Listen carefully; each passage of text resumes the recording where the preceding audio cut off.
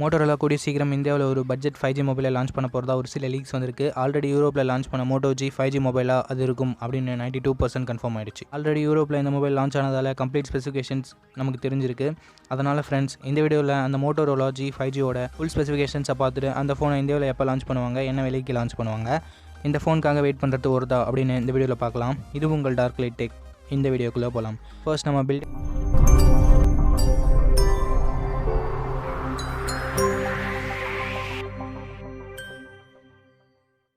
And design பற்றி பார்க்கலாம். இந்த இடத்துல ஃப்ரண்ட்டில் கொரில்லா கிளாஸ் வெர்ஷன் 3 அந்த மாதிரி எதுவுமே அவங்க ஸ்பெசிஃபிக்காக மென்ஷன் பண்ணாதால நமக்கும் இங்கே தெரிய வரல. பேக் பொறுத்த வரைக்கும் பிளாஸ்டிக் பேக் தான் யூஸ் பண்ணியிருக்காங்க. ஃபிங்கர் பிரிண்ட் சென்சரும் ரியர் மவுண்டடில் தான் கொடுத்துருக்காங்க. டிசைன் பொறுத்த வரைக்கும் பஞ்சுவல் டிசைன் கொடுத்துருக்காங்க. நெக்ஸ்ட் நம்ம டிஸ்பிளே பற்றி பார்க்கலாம். இந்த இடத்துல 6.70 inches full HD plus display கொடுத்துருக்காங்க. LTPS பேனலில் கொடுத்துருக்காங்க. ரெஃப்ரெஷ் ரேட்டும் இங்கே 60 Hz தான். 15,000 பட்ஜெட் செக்மெண்ட்லேயே நமக்கு 90 Hz ஆப்ஷன் கிடைக்குது. பட் இதில் 60 Hz மட்டும் தான் கொடுத்துருக்காங்க. இது ஒரு சின்ன ஏமாற்றமாக தான் தெரியுது. It's okay. நெக்ஸ்ட் நம்ம கேமராஸ் பற்றி பார்க்கலாம். கேமராஸ்னு வரும்போது 48 மெகாபிக்சல் ட்ரிபிள் கேமரா செட்டப் கொடுத்துருக்காங்க. 40.7 லென்ஸில் பேர் பண்ணியிருக்காங்க. 8 மெகாபிக்சல் வைட் ஆங்கிளும் 2 மெகாபிக்சல் மேக்ரோ சென்சரும் கொடுத்துருக்காங்க.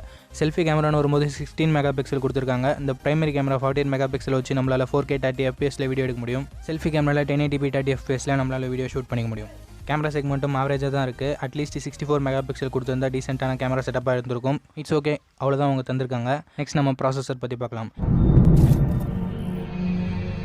இந்த இடத்துல இது ஒரு 5G ஃபோனுன்றதால 5G ப்ராசஸர் தான் யூஸ் பண்ணியிருக்காங்க. Snapdragon 750G யூஸ் பண்ணியிருக்காங்க.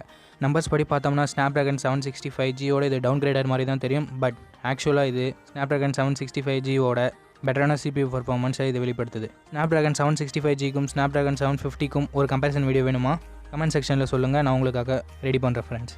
இட்ஸ் ஓகே, அவ்வளோதான். ப்ராசஸர்னு வரும்போது GPUக்காக Adreno 619 கொடுத்துருக்காங்க. ஸோ இந்த காம்பினேஷன் சேரும்போது நமக்கு கேமிங் பர்ஃபார்மன்ஸ் டீசெண்டாகவே இருக்கும். ஹெவி கேம்ஸ் மாடரேட்டான கிராஃபிக் செட்டிங்ஸில் எந்தவித ஸ்ட்ரகிளும் இல்லாமல் நம்மளால் ப்ளே பண்ணிக்க முடியும். ஸோ கேமர்ஸ் இந்த மொபைலை கன்சிடர் பண்ணுறது நல்லதாக தான் இருக்கும்.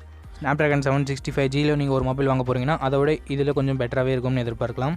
இட்ஸ் ஓகே, ப்ராசஸரில் டீசெண்டாகவே பண்ணியிருக்காங்கன்னு சொல்லலாம். நெக்ஸ்ட் நம்ம பேட்டரி பற்றி பார்க்கலாம். இந்த இடத்துல 5000 mAh பேட்டரி யூஸ் பண்ணியிருக்காங்க. 60 Hz டிஸ்பிளே தான் யூஸ் பண்ணியிருக்கன்றதால பேட்டரி பேக்கப் எக்ஸ்ட்ரானரியாகவே வரும்னு எதிர்பார்க்கலாம்.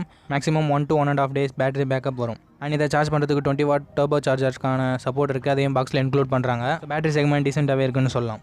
நெக்ஸ்ட் நம்ம ஸ்டோரேஜ் அண்ட் ப்ரைசிங் பற்றி பார்க்கலாம்.